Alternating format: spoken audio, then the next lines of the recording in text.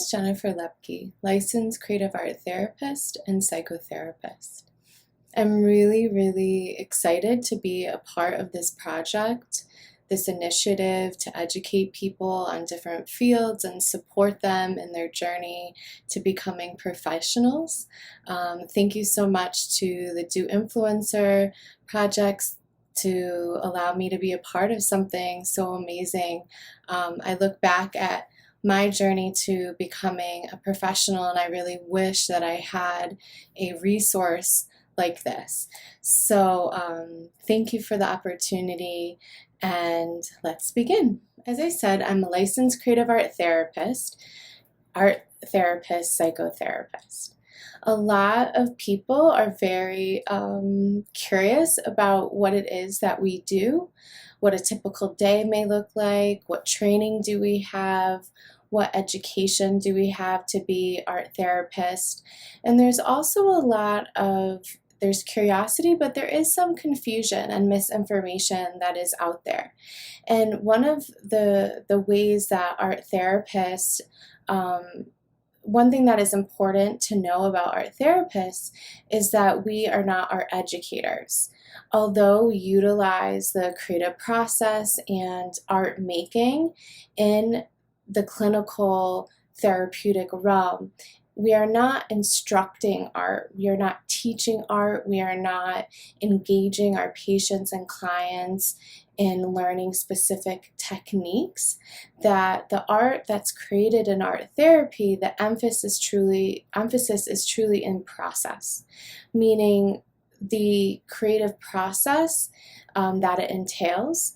So in that, there's a sense of deep expression, meaning, the channeling of anxiety, depression, trauma, really challenging thoughts and feelings and memories that really cannot always be communicated within words, within verbal communication.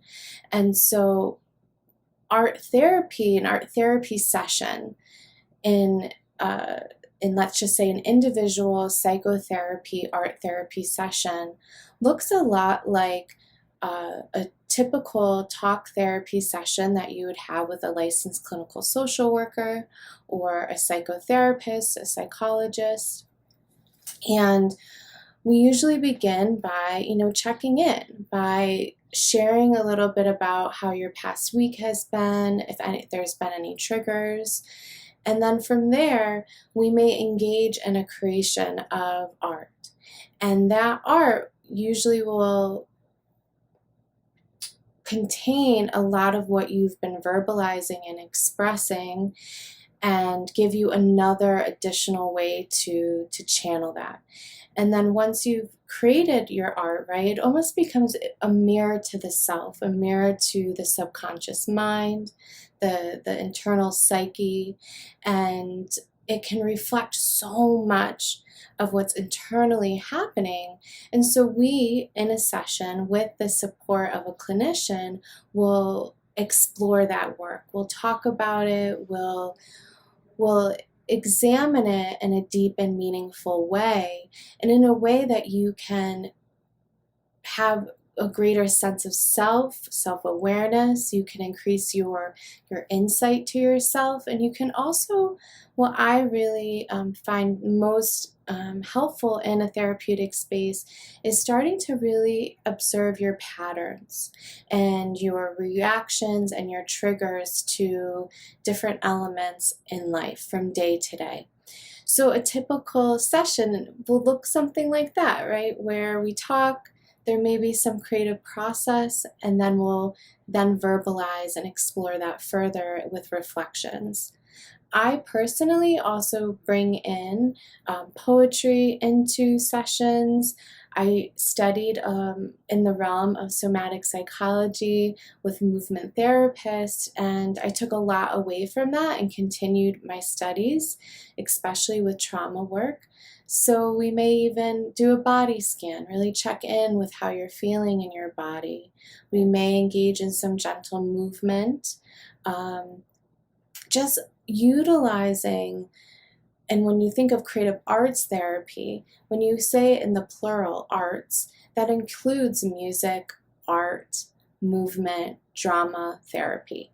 I specifically studied art therapy, but I do bring in the movement and poetry and some of the other modalities with some of the training and insight that I've had because I studied along with movement therapists. So that's another important realm of the work.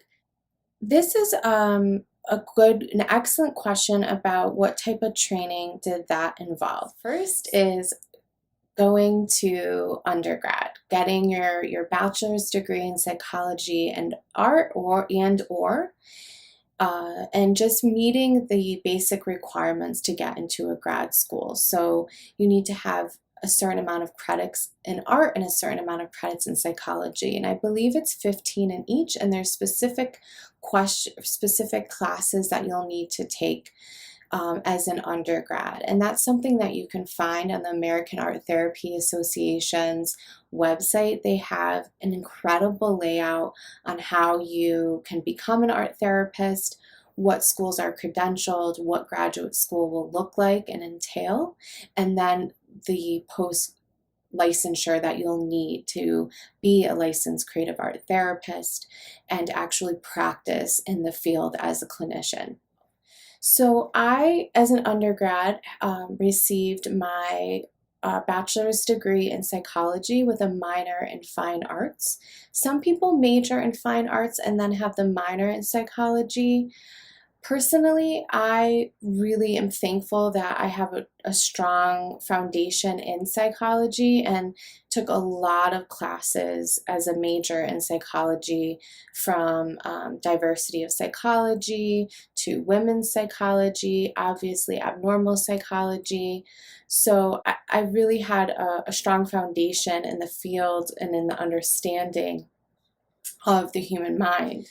So you go to grad school, and in grad school you are taking classes in diagnosis, so you're really learning the diagnostic a manual that the field of psychology uses to examine what a person, if it's anxiety, depression, schizophrenia, if they have any personality disorders, we need to understand that. That is not the end-all be-all. It is not about labeling someone. It's not about confining them to a diagnosis, but just giving us some language and insight and understanding to how they may be struggling, and then also so we can create a solid treatment plan that works for them, works for the individual. So yes, we begin with taking diagnosis. We take what's called art diagnosis. So it's a way that we can look at the artwork and examine it. And there's a lot of actual art assessments. So what we know is historically in medicine, we've been able to use art to see pathology in the brain. And so that's really important for us to look and see how we can understand someone, understand their human experience through the creative process. So we study that. We study human psychology and development. We study group therapy, which is really important in theory because a lot of times as art therapists in hospital settings and clinics, we do work with groups. So we may offer support groups, and especially on a psychiatric unit where I spent a lot of my years, we often ran and led, upwards of 3 to 4 groups a day with different patients, in addition to individually working with them and assessing where they were in their process while they were hospitalized. So we need to really, again, like I say, we really need to understand the art in this really deep and meaningful way. As art therapists, we often work in the metaphor. So what is the meaning? What is the value? What is being communicated in the image? And so again, that comes with really examining the work and not in a way that's about beauty or judgment, but just really what's being said. and how can we hear that and how can we see that as a clinician in a way that's valuable to the patient. You're going to write a thesis while you're in graduate school. That can be a case study, that can be examining a specific area that you're really curious about. My thesis was on the inherent movement that occurs in art making, so how we utilize the body in art making and its connection to somatic psychology, to somatization. So that was my thesis, which I loved exploring. And then you also are interning. So you're interning, I believe, a total of around 1,000 hours while you're in grad school, and you may intern at a hospital, in psychiatry, clinics, schools, nonprofit organizations. There's a lot of different opportunities within the field of art therapy. We can really utilize our skills and our field in many different spaces with all different populations of people. I also really continued my own separate art career outside of school. So I was in art shows, I was making my own art. I really pursued that and just continued to be very creative in life, even outside of like the what I felt the confines of an education, a standard art education.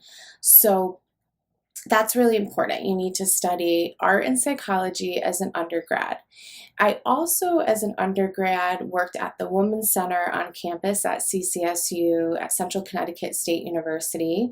I worked as a program coordinator, as a crisis counselor, really learning about how sexual trauma affects women. And that, I think, in many ways became another foundation in my training as a licensed clinician. I also, as an undergrad, had the opportunity to work on a few different projects and in different organizations, and one was the Art for Healing program at Hartford Hospital. And while working or volunteering and interning at the Art for Healing, which is part of one of the first integrative medicine wellness programs in the nation. So that was an incredible opportunity. And so I worked with patients who were in dialysis while they were receiving dialysis, and created art with them and spoke with them. And we also actually studied or tracked the vital signs of the patients and saw a lot of positive effects of them engaging in a creative process while on dialysis. That it kept them engaged, it kept their vital signs within healthy ranges, and that was really substantial to see the efficacy of art therapy. Also, while at Hartford Hospital as an undergrad, I worked with brain trauma patients. Sometimes I would go on to the oncology unit, trauma unit. So I really had a lot of exposure within the field of medicine and how art therapy can be a therapeutic healing process within medicine. So it can help people with pain management. It can give them increased coping skills around the way that they are struggling within whatever disease or illness or physical trauma they're experiencing. Also, we know that the creative process gives us access to different areas of the brain that speaking doesn't. And so we can really start to heal some the pathways within the brain when you engage in art making. So on a medical physiological realm, art therapy is not just helpful for the psyche, it's also helpful for the healing of brain trauma too, the actual physiological element of that.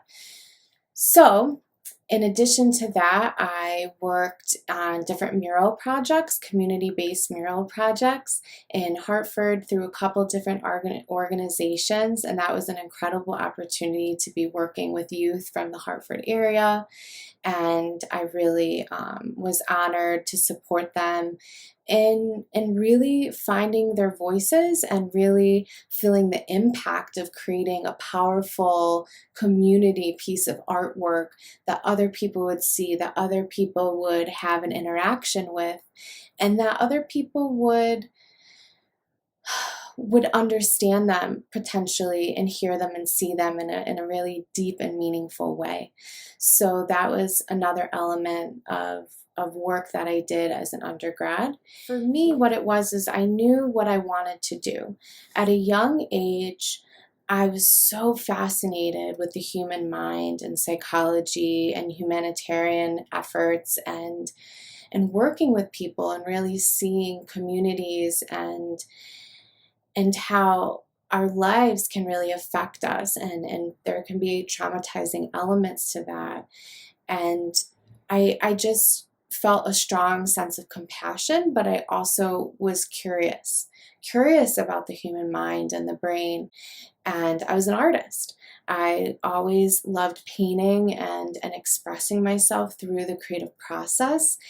And I felt torn. I was in high school and I didn't know if I wanted to maybe go into graphic design or architecture, or if I wanted to become a psychotherapist, psychologist, licensed clinical social worker.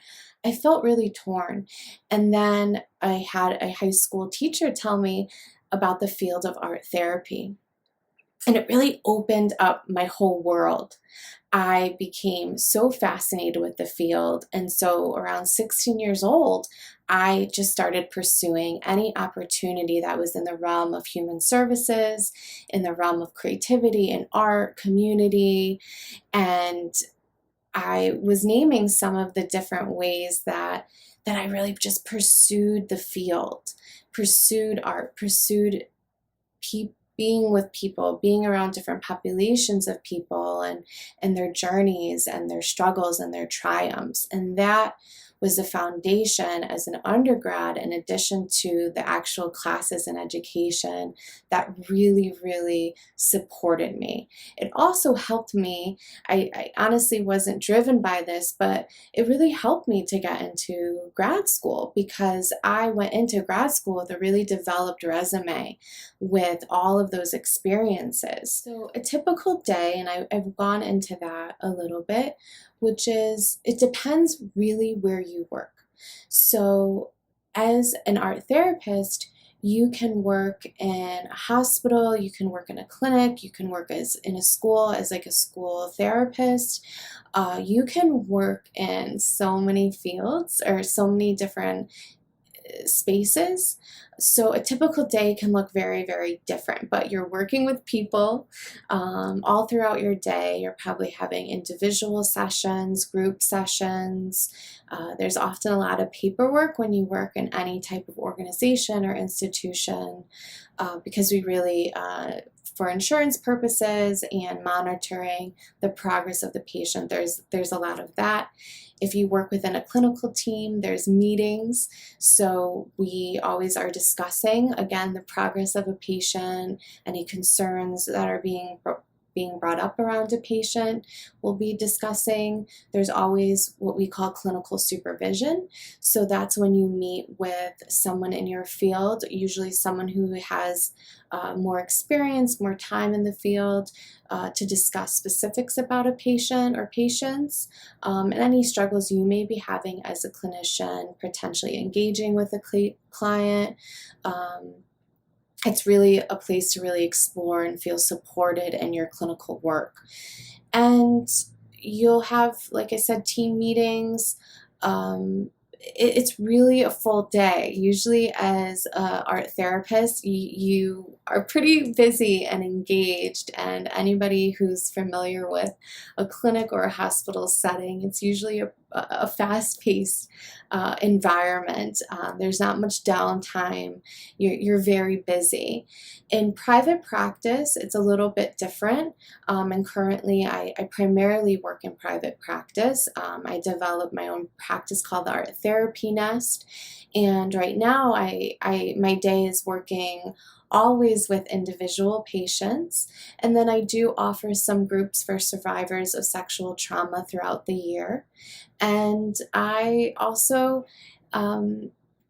have developed a collective of art therapists, so I'm organizing and doing administrative work around that.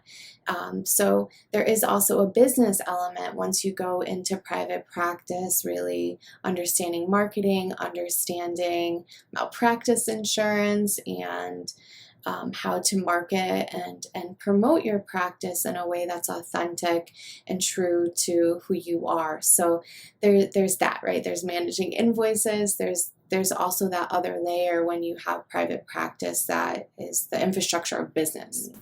And often people think just mental illness, but there's mental illness. There's also social traumas. There's also people who need support for all different reasons, also within medicine. So we really can come into different spaces and I think offer therapeutic support as clinicians.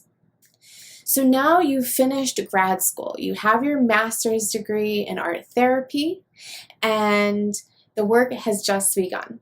Because in order to be licensed, you need to become employed. You need to gain a specific amount, at least 3,000 direct clinical hours to start your road to licensure. So you need to have clinical hours working directly with patients.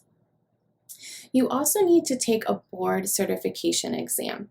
And that exam within art therapy asks a lot of questions about mental health, about psychology, about diagnosis, treatment, and also art and creativity, and understanding how the two fields really intersect.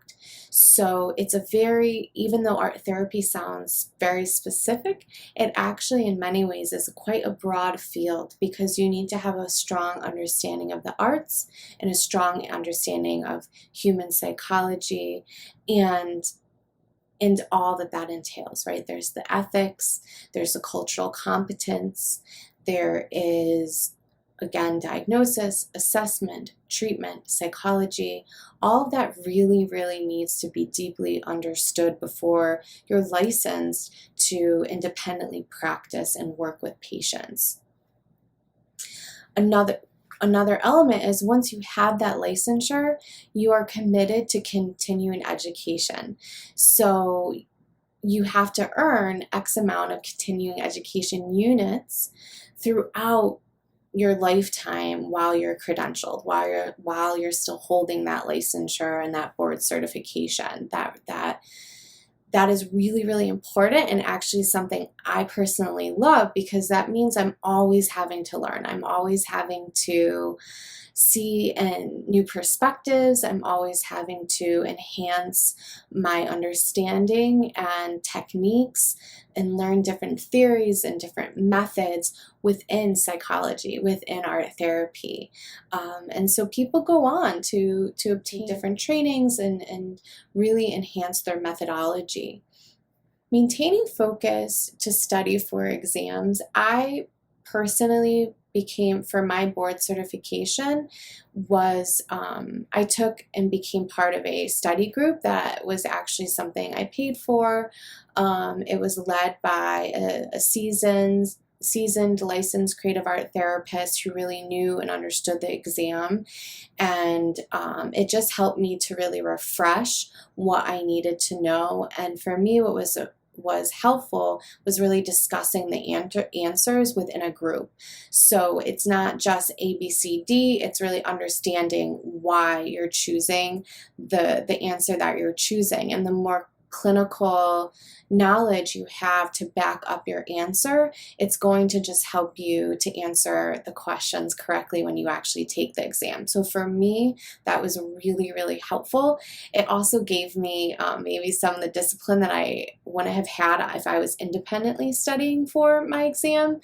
We had to answer, I think it was 30 questions a week, and we could go and study the answer to those questions. So it got me going back into some of my textbooks and in some of the journal articles that I've read and the research that I read, and really honing in the specific answers and why I chose those answers. And then in discussing them, it really helped me to remember. That was what worked for me. I do recommend that for most people, if you're taking any type of big board exam, to find something that works for you. Some people like to work individually and really just go in and study. And I think for me, having the balance of meeting weekly with people and studying, and then studying independently, really helped me to pass the exam, which was a huge relief. When I passed the exam, it was like a long time coming, so it felt really good, and yes. So one thing that's really, really important to know is that going into the field of art therapy, that you have a lot of different places and spaces you can utilize your skills. Know that it's really important to practice self-care, and that part of the work is doing your own work. So often as an art therapist, in your process of becoming an art therapist, and as you continue the work, it's really important for you to be in your own therapy and to be really exploring some of your own traumas, some of your own struggles, whatever they may be.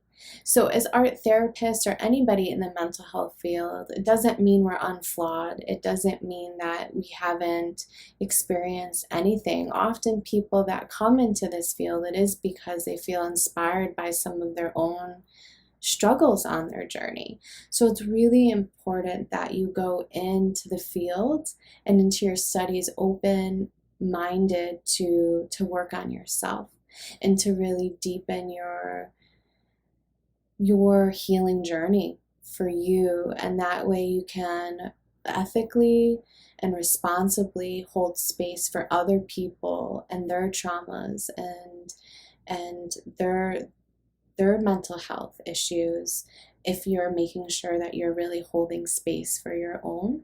So self-care and being engaged in your own therapy is a big part of this. And just a little tiny bit about me as a person in the field, outside of the field. I will say art therapy kind of is my life in many ways. Not that I'm always working, but I really understood any experience that I have, if it's traveling, if it's just having a conversation with someone at a coffee shop, if it's anything I read, anything I study, maintaining my own creative process, making sure that I'm still making art, going to museums, doing things that inspire me, spending time out in nature. I really love environmental psychology, maintaining my activism within the realm of, being a feminist, anti-racism, anti-sexism, really thinking about how all people can be safe, and that's a big part of the work too, and my own individual work. So I'm always in it. I'm always kind of in the world as a human, and that makes me know that in some ways that's always influencing me as an art therapist.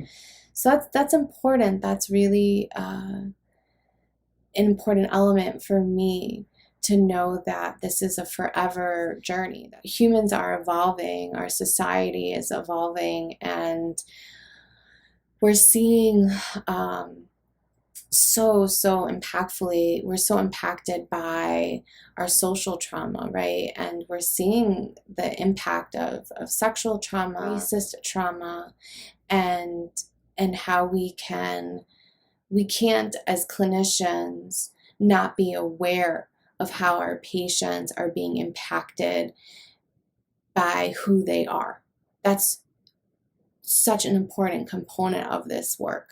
So it is all encompassing. It is deep work. It is rich work. It is challenging work. It is vulnerable.